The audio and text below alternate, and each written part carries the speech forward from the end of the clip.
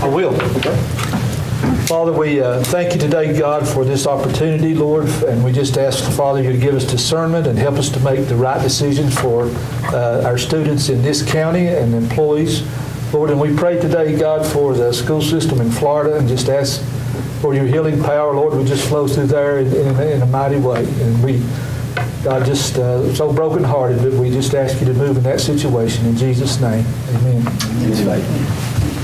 I pledge allegiance to the flag of the United States of America and to the republic for which it stands, one nation, under God, indivisible, with liberty and justice for all. I would like to ask, we're going to take a moment of silence in remembrance of all the victims, the families, the tragic shooting everybody, I'm sure, has heard about in Florida. So if we would just take a moment of silence.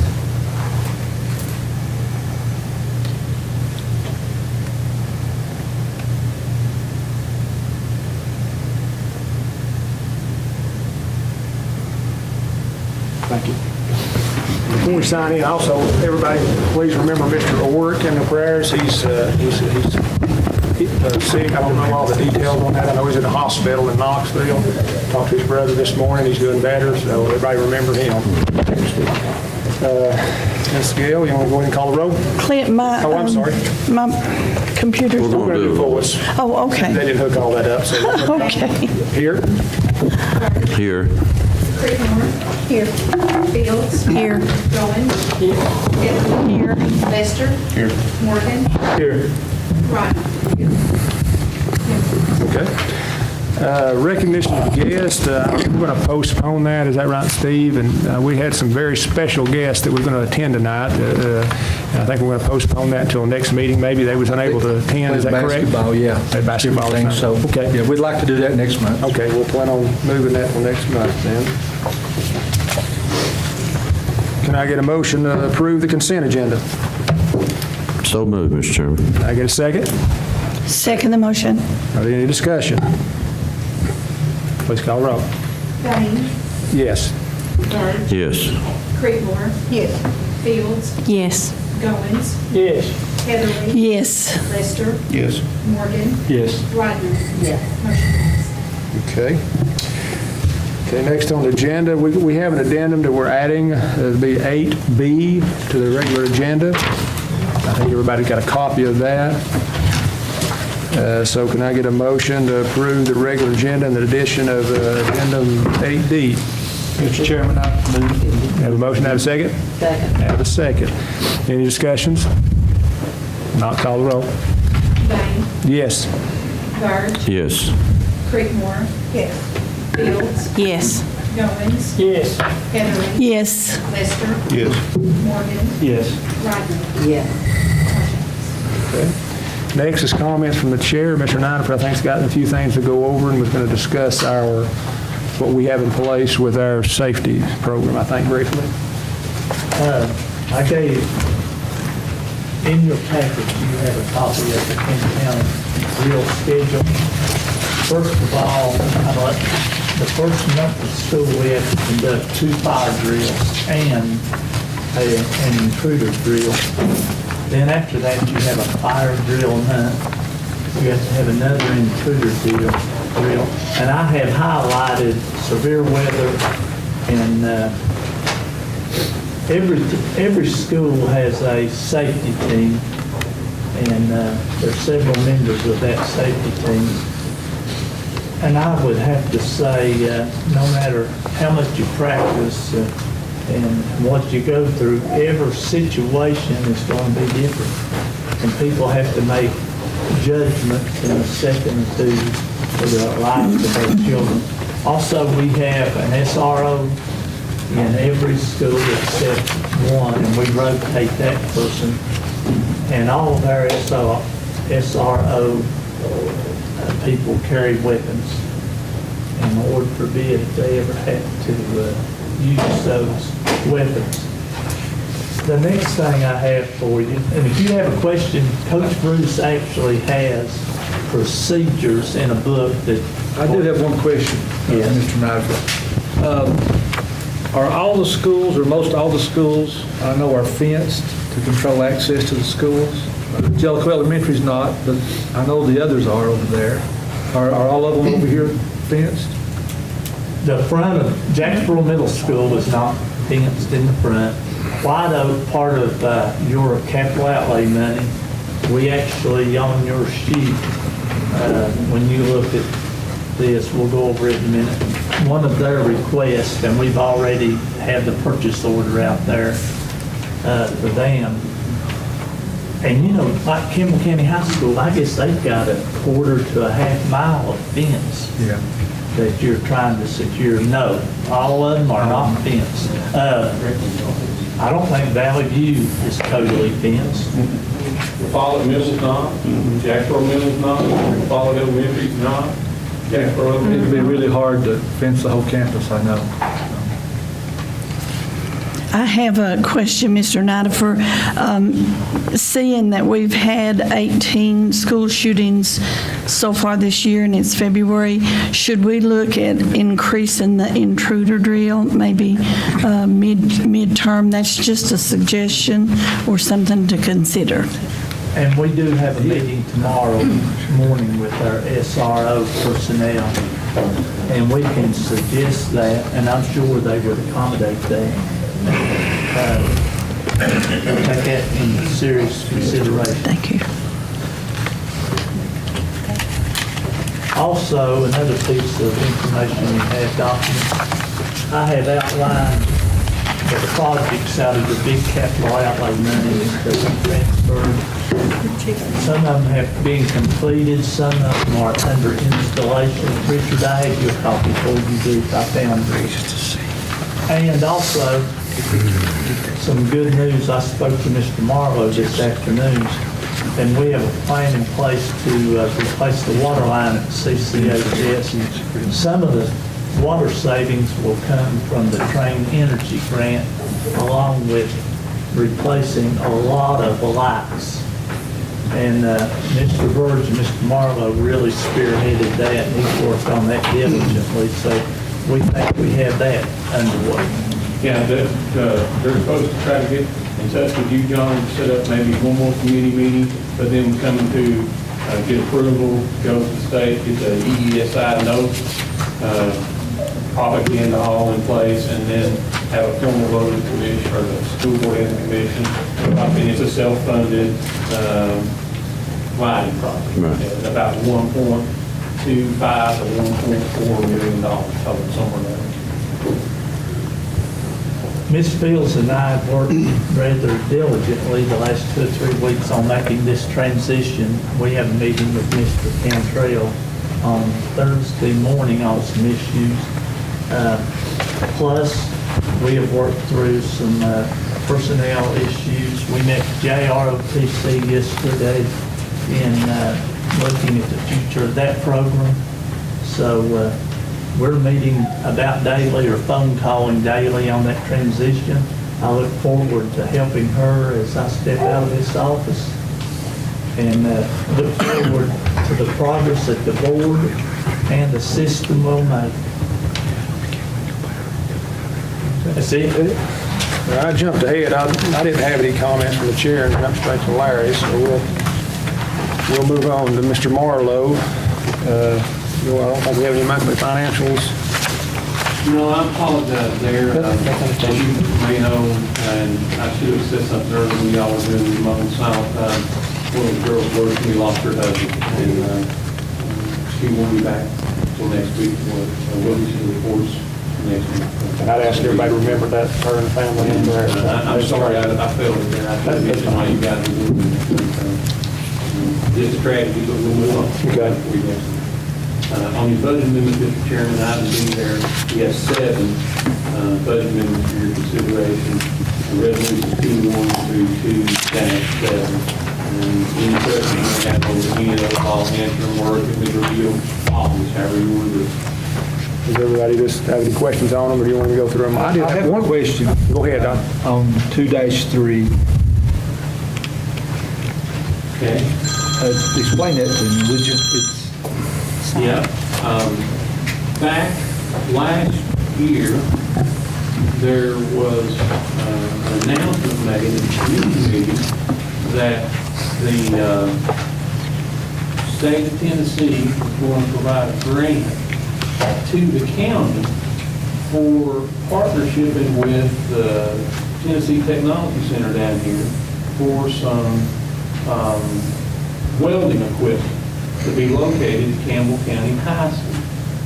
And when we first saw this grant, we had to get some different people involved to say, number one, the county commission doesn't have any control over school buildings, school equipment, school whatever.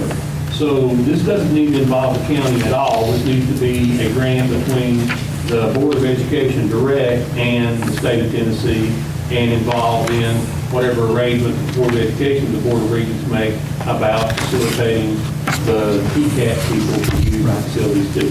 So, long story short, they finally got all that sorted out. Larry got contacted about 6 weeks ago. They got it all sorted out. This grant is solely for that purpose, and it's no match whatsoever. I think it's Almost 85,000. yeah, almost $85,000, and $83,575 that goes directly for that vocational work. Good. Jeff, I had one question on 2-1, where we're not going to receive any money from the state anymore. Is that correct for AC testing? That's correct. For what test is that? Is that the one that's coming? In the spring? The spring test? But are we going to be funded through BP to cover that cost? Are we losing any money on that? Or Well, sure you are. so we're not going to get money through BP to take care of the test? You're not going to get any additional money through BEP to take care of it. Okay. They're saying it's basically already included. They're saying that the money they already provide in the BEP formula is inclusive of ACT test funding.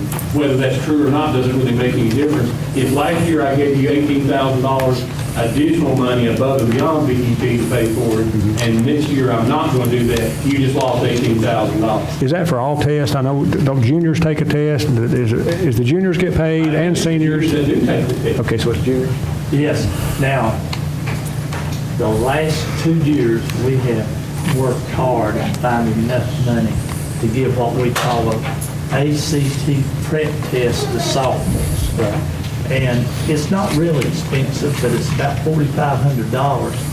And that is a benchmark that we can tell our students that you're weak in math, so you need to take another math class or two, or your English should be low, another English class, or even be an ACT prep class. But that's just another great tool, but the state does not fund it. We have to dig out the money somewhere to pay for that. And Richard, I'll give him credit, he's worked diligently this year in helping us find that $4,500. So the state has never funded it, right, or have they? They've not. The free No. test. So we always find the money for these kids to take these tests. Is that what we're saying? Two different stuff. Oh, okay. Yeah, what Ms. Snyder's talking about there is not what this amendment says. Oh, okay. Jeff, what was the difference in the raise in the BEP? I'm not remembering this year versus last year. I don't remember. I don't remember. I just wondered how much. One of the things that always happens about that, and when you try to measure it to see are you gaining or losing ground, is, and I talked to Mr. Baines about this just the other day, as the students get ready to come in, here's a situation Larry briefed y'all last month, just slightly. You're losing student populace, okay? If you all end up losing 100 kids, then your revenue earnings capacity is going to go down $700,000 or $800,000. However, they already set the new certified retirement rate for employees. That's up 1.5 roughly.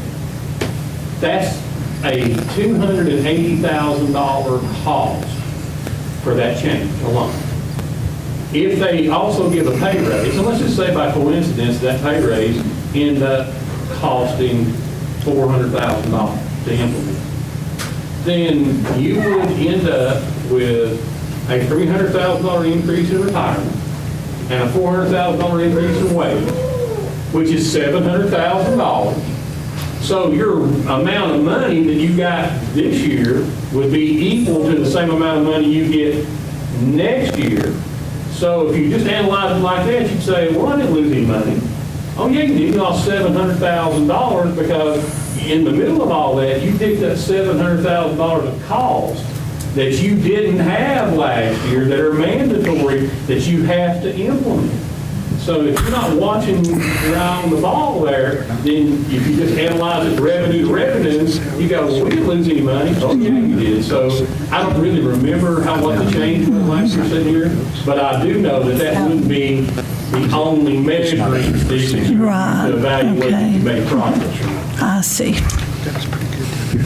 Jeff, on Resolution 2-2, I guess this might be a quick question for Rita. It says the school system has yet to receive an award, which is $190,000. Is that something that we might receive, or is that gone? We don't know, or at least I don't know whether we're going to or not. I know this is February, and the odds of them actually getting an award this late in the year, I would think, is slimmer rather than greater. But it's still a possibility, and as you can see, we provided a mechanism out the last whereas. If funds are hereafter awarded during the current 17-18 year, then they will be appropriated for use accordingly by a later amendment. That's all we can do. We can't leave it in our budget the way that it is of the $190,000 program that we don't have. Does it have a deadline on it, or?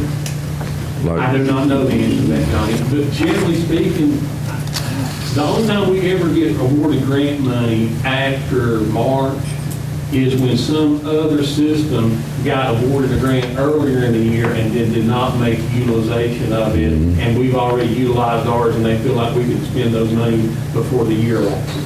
That happens from time to time, but you don't get a springtime award of a new grant. It's too late. The school's over with. I can answer that about the LEAPS program. This year, we either got 21st century or LEAPS. You couldn't have both like we've had in the past. So we got 490, roughly 91, 92,000.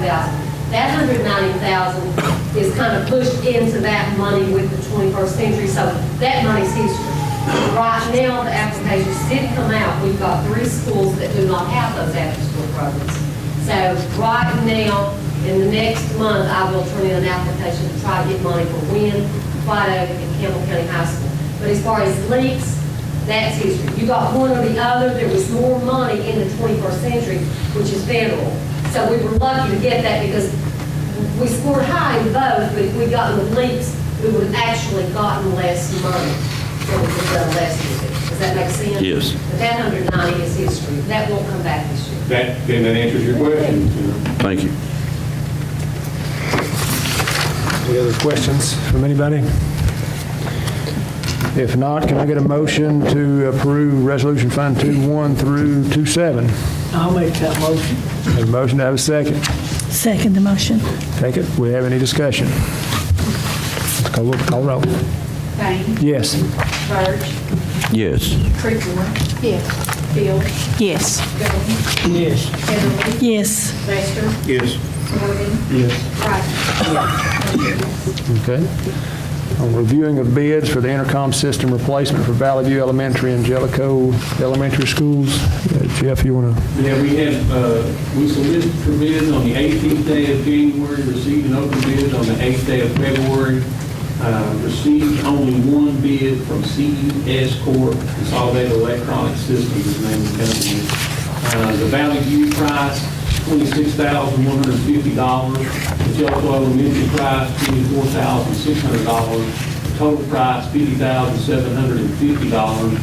And the recommendation is the CES as the only bidder. It's also the recommendation of Mr. Cannon, the technology coordinator, and there's a letter from Mr. Cannon, the taxpayer, to the recommendation. Okay, I get a motion to approve the bids for the intercom system. I'd like to make a motion to approve Have the a motion, bid. Mr. Fielder, have a second. I'll second the motion. Second from Mr. Morgan. Any discussion? Where's that money coming out of? Capital outlay? Capital outlay? I'll roll. Bain. Yes. Burge. Yes. Creekmore. Yes. Field. Yes. Goins. Yes. Heatherly. Yes. Lester. Yes. Morgan. Yes. Rice. Yes. Motion. Okay. request permission to advertise bids. The first thing on here is the track for the Campbell County High School and to hire an architect for the said project. What's the pleasure of the board? Mr. Chairman, I have a question before we, if it's okay. Yeah. Now, in order to hire an architect, what's that, do we have a cost on that? Mr. Byrd, generally, it's 10% of the project. But now, if you'd like for me to contact one or two architects, I can see if I can get that answer for you tomorrow, if I could maybe bargain and get a lesser cost. I think that'd be a good idea. I don't know how the rest of the board feels, but we still have some time on that. If I understand right, we can't go through the co-op to do that, right? No. One of the things that we happened to discover in the last 6 weeks or so, and I talked to Mr. Nizer at length about it, and you guys and Ms. Fay, she's on the ESBA board as president, so she may actually be able to help too. The General Assembly changed the code section that relates to the consortium buying, and they made a specific exemption for construction services and construction equipment to be allowed to be purchased through the consortiums. And that was from pressure from the construction lobby that ended up having this change. The initial people impacted by that were highway departments because, as unbelievable as it might sound, they being the state, they view construction equipment to be backhoes, bulldozers, dump trucks, blah, blah, blah, graders, whether or not it's on a construction site or not.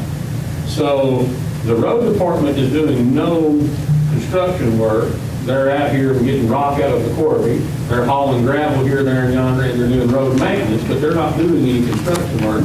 But you can't buy one thing through those consortiums that is connotated as construction equipment. And so, long story short, the Road Superintendents Association, who's led by Rodney Carmichael, they're going to introduce a bill this spring to remove the construction equipment vernacular from that code change that they made. However, it doesn't help you guys any. It still leaves the construction services, construction generalized stuff as an exemption. So I don't know whether y'all want to try to talk to maybe TSBA and see if they can maybe start banging around and get you some changes in the code section. But for the right now, time period is in fact it's construction services related. So the biggest thing is just, it's just more or less bid specs, right? That's all they'd be doing. And the architect also would do your project inspection as a project actually. What firm would know anything about asphalt that we deal with? Oh, I'm sure that there's all kinds of them that would know. And whatever they wouldn't specifically know, they would be in a position to have somebody giving some guidance about that. So I would say, I don't know this, but I would think that there's probably firms out there that may specialize in tracks for all I know. But, you know, and I told Mr. Bank this, and I speak to this on every project. We, the finance office, are specifically unable by statute to create specifications for any. We're not allowed to do it. Since we're going to have to be the people who receive the bids and evaluate the bids themselves, we don't get to spec it because that's a project owned by the board. You're the owner. Mm-hmm. And over somewhere else it'd be that person. And what they want is what they want, not what we would want to give them necessarily. So I don't have the ability to spec. And like when Clint and I met the other day with Mr. Nifer, if in fact y'all want to hire or authorize somebody to hire an architect, then that means your director of schools is the person challenged under the law to do the specifications.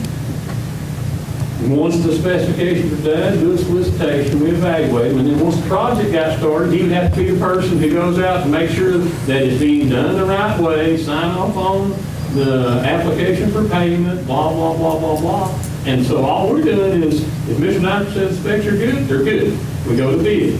Whatever you get in is what you get in. When the project starts, they send the invoice in, he approves it for payment, we pay it. Whether it was good, bad, or otherwise, that's your whole security blanket about the project, is whether the director of schools can do that. And I'm not putting words in Mr. Knight's mouth, he said it right there, but he wouldn't feel comfortable in doing that because he's like me, he wouldn't know whether it's okay or not okay. So Jeff, if we did the architect route, they would be responsible for inspection and throughout the whole project and finish off on it at the end? It would be what we ordinarily would do is we would want a construction administration, architectural services included in the design services. So it would be a turnkey from start to finish. They would help you with designing your specifications. They would help you in getting your bid solicitation performed so that the companies that they knew in that business they would be in contact with to try to get them, they would be responsible for any pre-bid meeting attendance, answering any questions like that. Once the bids were actually in hand, they would be responsible for evaluating and making a recommendation to the director of schools for his consideration and your all's consideration. Then after the project was awarded, then they would administer the actual construction by going on site, doing the inspections, signing off on the application for payment. When the project got completed, they would say, yeah, it's good to go, you can release the retainage, all of those kind of things. Okay, and one other question. The architect firms, are they pretty much based, on the cost, pretty similar? I know we've used Cope in the past and Brady, so how do you go about deciding which one? Well, you can do, if you're dissatisfied with the work of the one that you have, then you could go about doing a request for qualifications, an RFQ, because these are professional services. They're not subject to award based upon price, okay? So it's qualifications. Okay. You could do an RFQ, and we could, do a solicitation, get those things in here, say, we want you to give us your projects you've done, tell us how you're, who's on your staff, and give us your qualifications. And then you can give a point system or whatever you want to do to evaluate them and decide on an architect. In the past, we've used Brady many times, as you know. That was the last agreed upon selection by both the board and the commission, the Brady architect firm. Prior to that, we used Upland a lot. We have used Landy a couple of times. Landy was probably the most expensive of the people that we used. Upland being the least expensive of the people that we used. And Brady kind of being in the middle, something like that. So if you're dissatisfied with Brady, you want to move to a different one, we'll do an RFQ and see if you can find something. And I am not dissatisfied anyway with Brady. I was just curious as to how the process worked to select Yeah, once that. you get one in place, if you're not dissatisfied, then It's good to stick with it. You're not going to say, there's not a whole lot of difference in the money, like you said, Okay, between yeah, all right. this one, that one, or the other. I'm just curious. Thank you. Larry was going to check on some prices. I would request that we ask who you're talking with, what expertise they have on tracks. And I'd like to know, when they give us a price, what does that involve? I mean, are they going to inspect it once, twice, 3 times, 4 times? What's involved? I know some of our architects have been taking specs from the builders and using that as their specs, and it's putting it on the letterhead, so I don't know. We're paying a lot of money for that. I would like to know that. Are they going to create the specs, or are they just going to go to the track people and use their specs? I would like to know what the services include, and do they have, like Mr. Bird said, are they familiar with track inspection? And like I say, it'll be June or July before they can do it anyway. Well, when I talked to one track company, they said they can't start a track until May, no matter what, because of the temperatures. They want it to be warm before they can do the track material.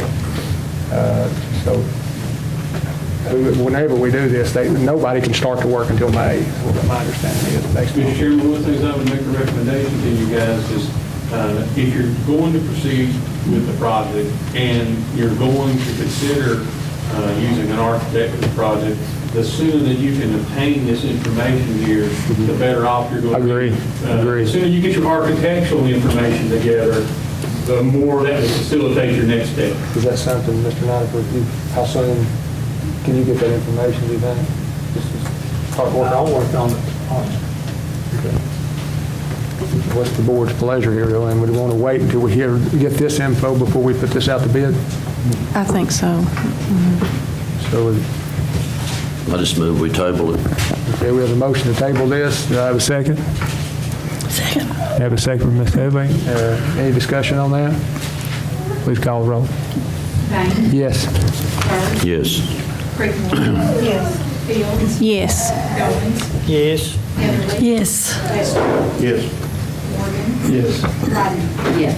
Motion passed. Okay, request permission to advertise bids for the milk and milk products for the 2018-19 term.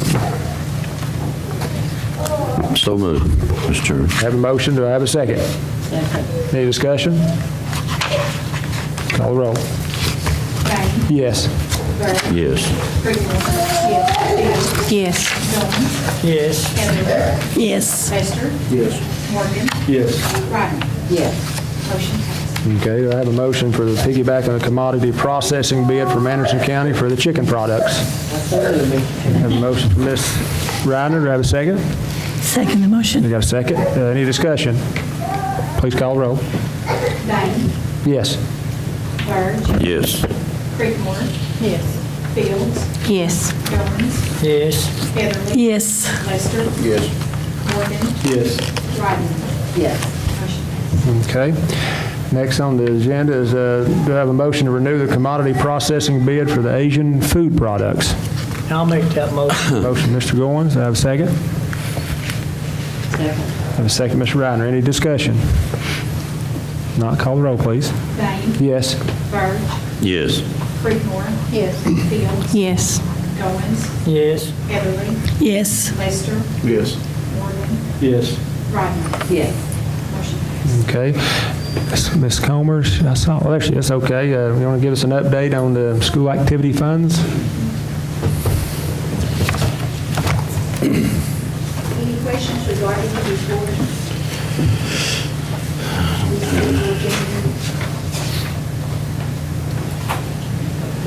Thank you. Items for action. Consider approving Campbell County school calendar. Wait a minute, here I've missed. That's 8B. Okay, I forgot to write that down. Yep. 8A, consider approving Campbell County school calendar for the 2018-19 school year. Mr. Chairman? Yes. If I could make a comment. Some months ago, we had a discussion in our board meeting about the possibility of doing an early day out to help teachers because of so many demands that have been placed upon them. That's not reflected in this calendar, I don't believe. Is that correct? Yes, it is, because this is the calendar that's required by the state, and we found out through research that that is in addition to what we do in school procedures here in the county, so that will be something that Ms. Fields, along with the principals, the MOU groups, we will decide and have that in place by the time school starts in August. And would So we, it will be beyond the calendar that's submitted to the state. so did modify the calendar once that happens? No, this will be the state, but we will probably modify our school day in action itself, okay? So that'll be something that we work on in the next few months to include that professional development plan for the teachers and the whole system, which will be separate from what's required by the law. Will we add some days by doing that? That'll be a discussion that we'll bring everybody back together, and that discussion will happen as we proceed through until the next school year. It's, what my understanding was, no snow days will be lost, because we can't afford to lose snow days. Time elements, like start time, end time, that is what, am I correct, Ms. Lay, is what will be affected, not the date, not actual dates, correct? Yes, that is correct. It may be that we have to extend the actual school day itself so we don't lose the snow day. It may be that we decide that we could afford to lose maybe 2 or 3 of our snow days if everybody agrees upon that. But that's something that Ms. Fields is aware of and that we'll be working for and bring a group of people together to get that accomplished and upcoming school year. Thank you, Tammy. Mr. Chairman, and I don't mean to be a rain blanket on that parade, but there are numerous potential problems with the financial aspects of, if I understand, the shortened day routine. One of those would be that under the public purpose doctrine, the board isn't in a position to give money away. You know, you have to earn money. So like presently in a situation with a teacher, a regular teacher, they have a 200-day contract, they have to work these 200 days, blah, blah, blah, blah, blah, and that equates to how many days that they're going to have to fulfill in order to get their pay, and their pay is divided by 200 days and all of this stuff to arrive at these computations.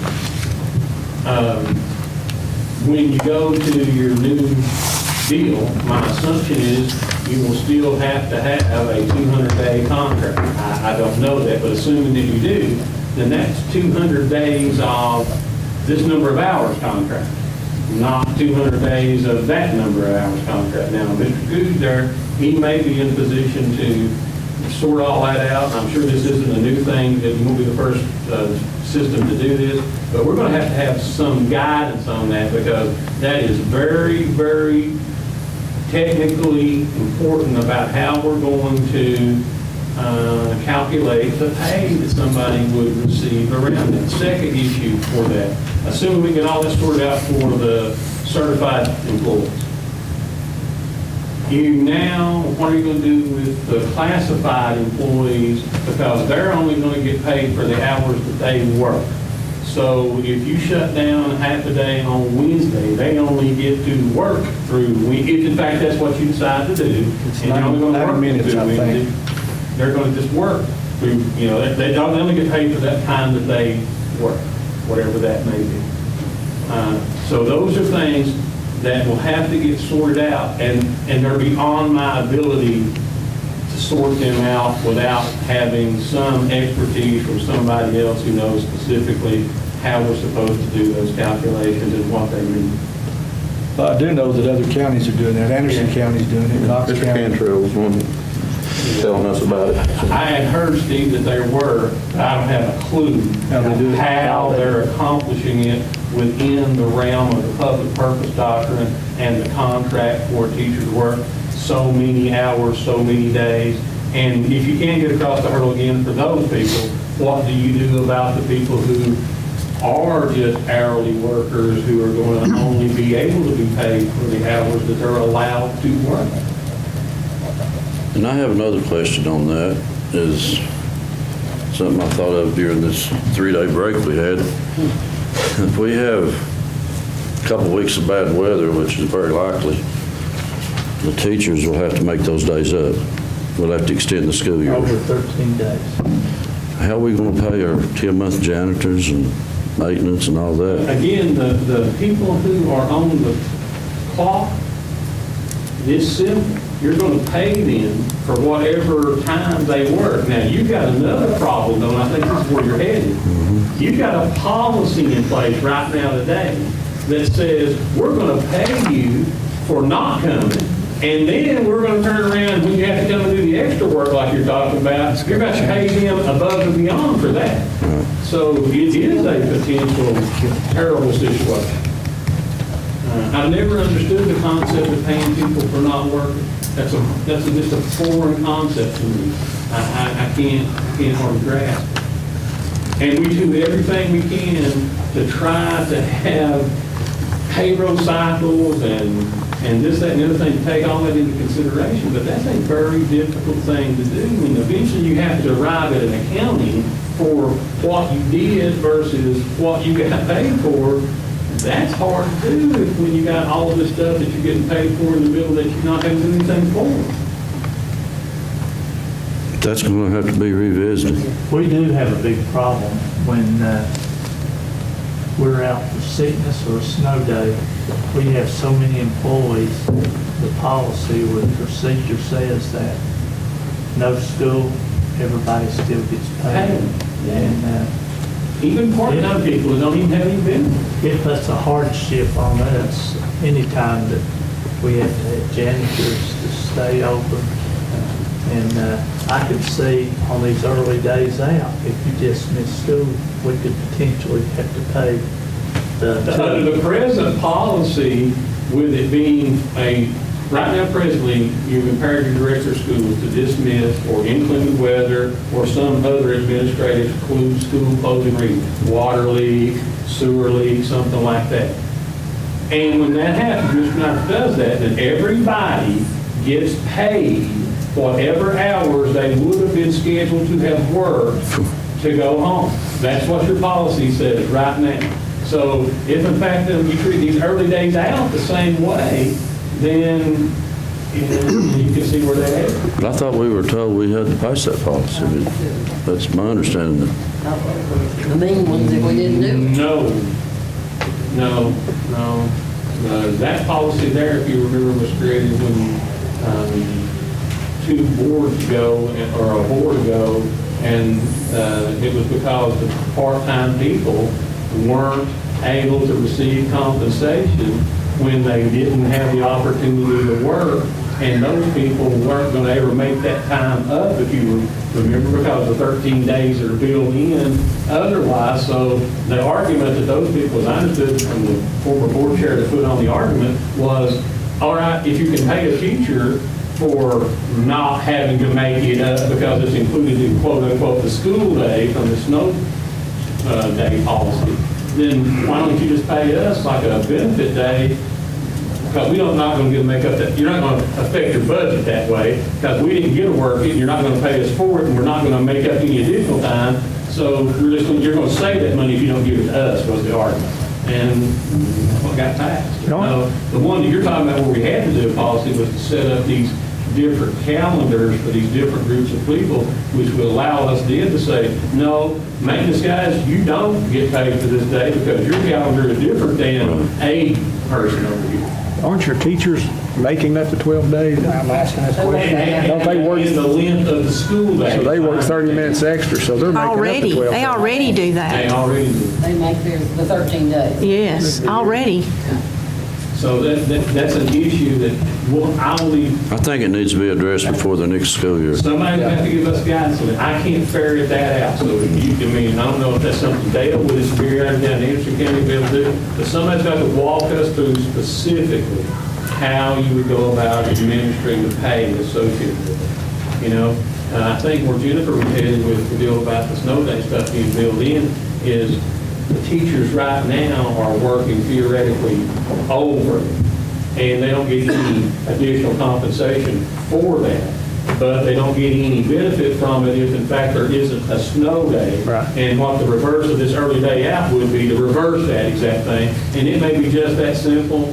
But what happens if, in fact, a teacher leaves employment on this day? Does that mean they have this many half days remaining in this count-up list, or that half day count as a whole? Are you hearing all this, Mr. Field?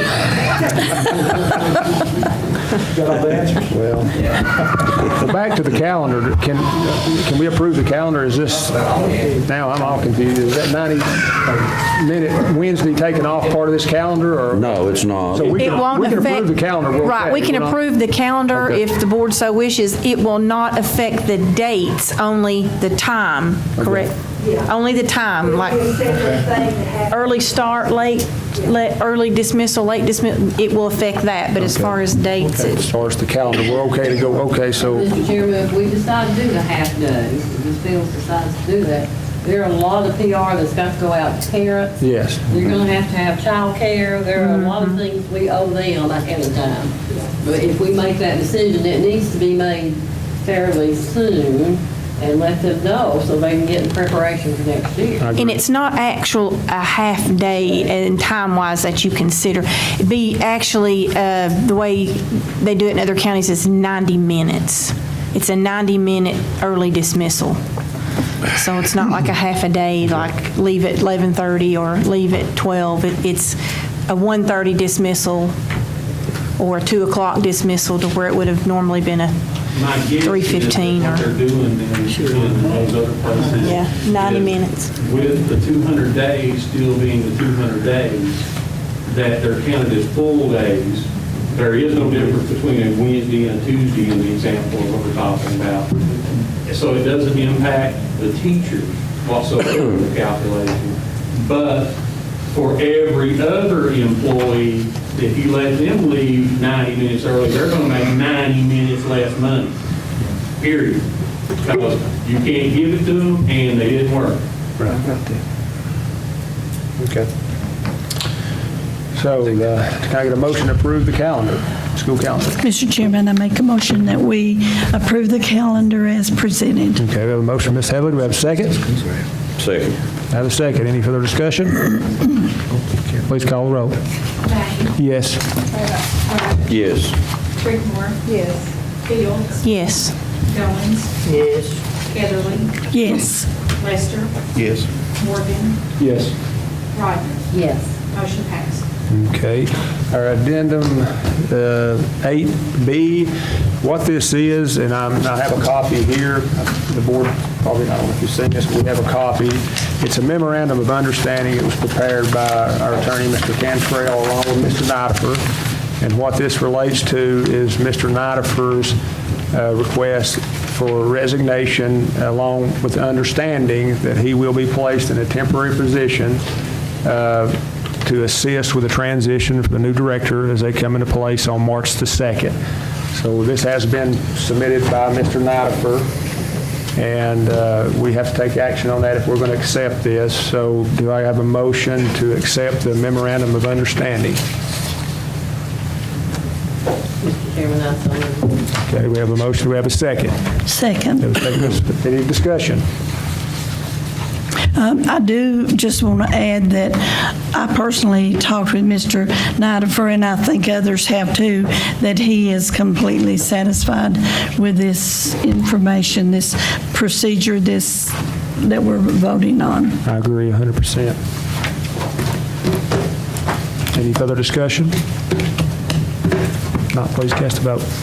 Bang. Yes. Bird. Yes. Creekmore. Yes. Fields. Yes. Goins. Yes. Heatherly. Yes. Lester. Yes. Morgan. Yes. Rodney. Yes. Motion passed. Items for discussion, we don't have anything. Do you have any legal matters for discussion? No, other than I'll let Mr. Cantrell know about the early days out conversation Okay. that we had. Good. And recognize school board members. Mr. Morgan. I do have an item that I'd like to bring to the attention of the board. Okay. We've had at Jellicoe High School, since the welding has started, we've had some issues with the exhaust fans not being installed and the electrical service not being updated, and that's kind of been an ongoing issue. Mr. Nidifer, do you know the status of that? Yes, I talked to George Grant today, who is who has an electrician license. He is going to pursue getting a permit from the electric department, and upon getting that permit, they will have to dictate where that new service will be. And I told them to get the permit and get the equipment ordered this week and try to get that installed then as soon as they get that equipment purchased. Thank you so much. And it'll probably be, I don't know, $3,000 to $5,000. Is the exhaust and ventilation, is that a safety issue for the welding? Oh, yes, it always has to be done. And Mr. Headley's worked on that diligently, but that goes back, see, we missed 3 sick days, and maintenance didn't work those days because of what Dick was talking we have about. to change that.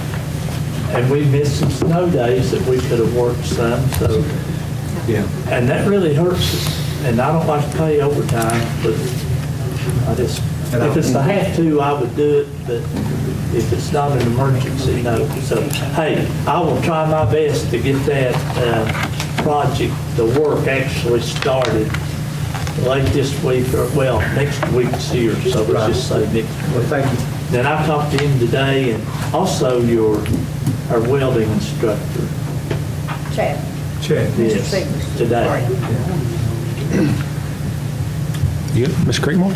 You may want to, he may know, but the inspector for the utility, whenever he does anything, he's only there one day a week or maybe even one day a month.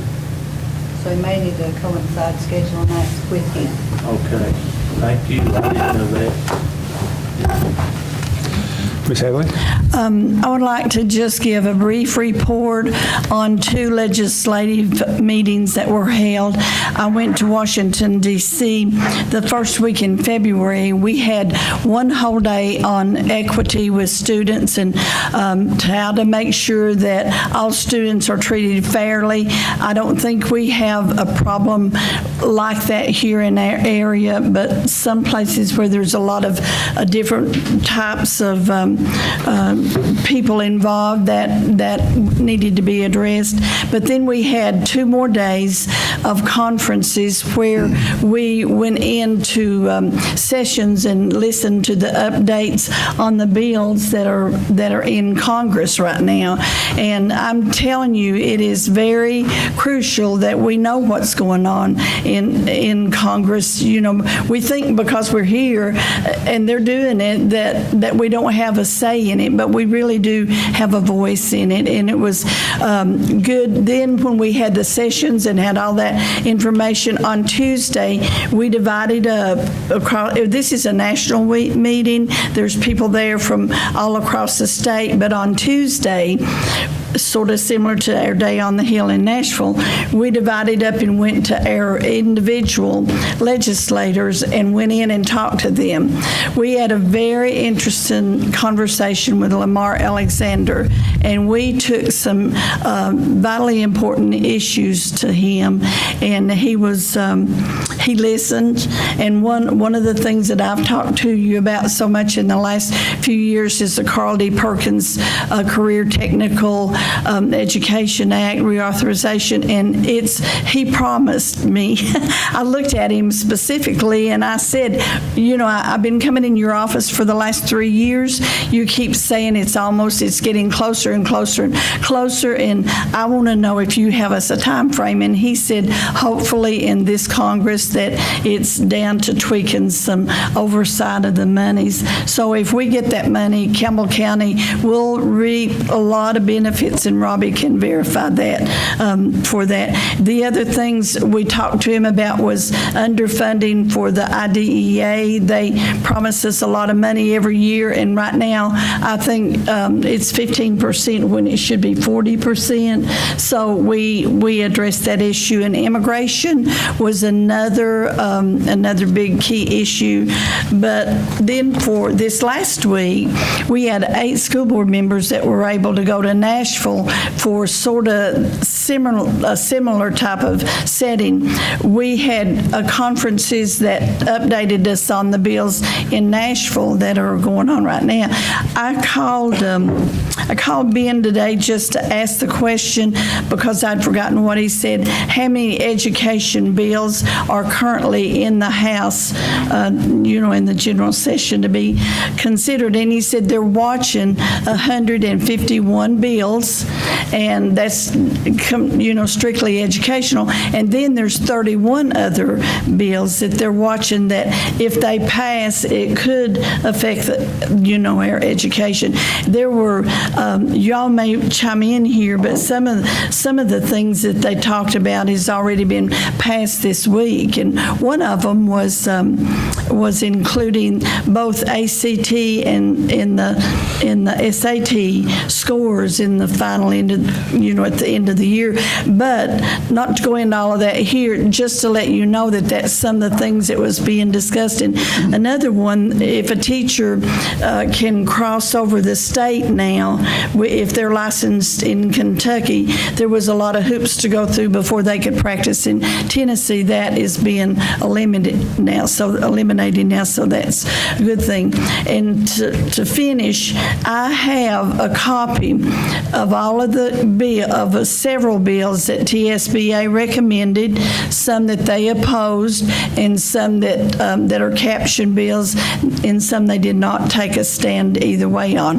If you're interested in this, you can give me your name and email number, and I can email them to you. But I appreciate our board it was really a good experience for everybody. And then they left our office in the conferences and went over to talk to Senator Yeager and Representative Dennis Powers. So you all may want to chime in on that. Mr. Chairman? Yes. Can I ask Ms. Fay a question? Sure. Ms. Fay, what about the vouchers? Is that going to come up? Well, it is, but it's not in the same strong force that it was last year. The legislator that introduced that and wanted to include Memphis in that as amendment to try to get it through is not here this year, but it is in there, but in a lesser force. Do they think it's going to pass? I don't know, but if anybody wants a copy of that and wants to call your legislators, I'm telling you, they listen. Okay. Thank you. That's my big speech. I'm sorry. No, you're fine. I just want to remind everybody on the board, March the 1st, we do have a meeting, a special call meeting to vote on the new director contract. So mark that down, March the 1st, 6 o'clock. Mr. Burge? The Boy Scouts will be having their dinner on March 15th. It's at 6 o'clock at the ball farm. And I have a table for all the board. Don't cost anything. You can just make a donation if you like. And they'll be honoring Hack Ours this year, the Good Scout Award. So I appreciate it. Everybody could come. What time does that start? 6 o'clock. 6 o'clock? Good. Shonda? Okay. The other bills they talked about, Ms. Fay, was RTI, that they're going to include some funding for RTI teachers. That's something that's been needed badly. They didn't offer a lot of money, I don't think, but at least we'll get the start heading the right way. And the nurses, they're trying to change the ratios, and instead of 1 per 2,700 or whatever students, try to get it down to 6 or 750. 1 per 750. Yeah. And the Follett Middle School's library still needs a repair. They fixed one thing and it blew something else. I was up there today. So it's nice and warm, so they're not worried about freezing to death this time. But the Follett Middle School library still needs work. That's electrical work over that issue, okay. Also, Clint, I forgot to mention, I got a text earlier, Ronnie Arnold's dad passed away this morning. I asked everybody to remember them. Okay. Grant? All I had was, we had some intercom issues at the Follett Elementary, but I've already talked to Mr. Cannon about it. He's got a game plan in order for it, so I'll be following up with him on that. All right, Ms. Fields? Yeah, the same thing, and I talked to Mr. Cannon about that. He told me what was going on with that, but when I talked to Mr. Dotson this afternoon, he had mentioned that their front entrance door is torn up, and he said it has been since Christmas. They can't physically, the magnetic thing isn't working, so they have to physically unlock it and lock it, so it's been staying open. We sent a requisition. Has the part been ordered? We're just contracting. We couldn't fix it, so we're contracting somebody. So you're waiting on, that's something we didn't take care of? No, we can't fix it, so somebody's coming out to fix it. Okay. That was it. Wallace, you got anything? Yeah, good. All right, I get a motion to adjourn. Second? Second. Motion to adjourn. Clint, can I do some handouts? Yes, you can. Tennessee Department of Sorry, Economic Andy. Development. I'm sorry, I didn't know you had something before I adjourned.